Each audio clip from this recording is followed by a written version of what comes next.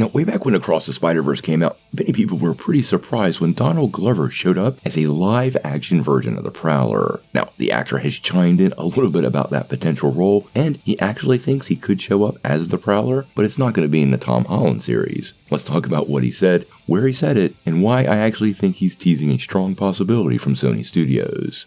Now, before we do that though, make sure you hit the like and subscribe button and ring that bell for all the updates. We do daily Marvel and DC videos, and we want to be your place for all the superhero news, but we're going to bring it to you truthfully and transparently so you are in the know. Well, Donald Glover really has a long time being tied to the Spider-Man franchise. Now, if you roll the clock back when Miles Morales was created by Brian Michael Bendis back in 2011, Bendis actually went on record to state that the character was inspired by Donald Glover. In case you don't remember, he actually wore a Spider-Man costume during an episode of Community, and Bendis even said that he looked fantastic and that he would, and I quote, read that book. So his history with Miles Morales goes pretty far back. Now, he did appear in Spider-Man Homecoming as Miles' uncle, Aaron Davis, and the MCU did tease the possibility of him taking up a much bigger role inside the MCU. Then he showed up as a live-action version of the Prowler in Across the Spider-Verse, and that got fans buzzing. Now, recently, he did an interview with Vanity Fair. He's actually on the promotion circuit for Mr. and Mrs. Smith. And Glover deflected a question about him playing Miles by saying he thought he was too old, but he did make it pretty clear he thinks a live-action version of the character is coming, and he will indeed be the Prowler. In that Vanity Fair interview, he actually said,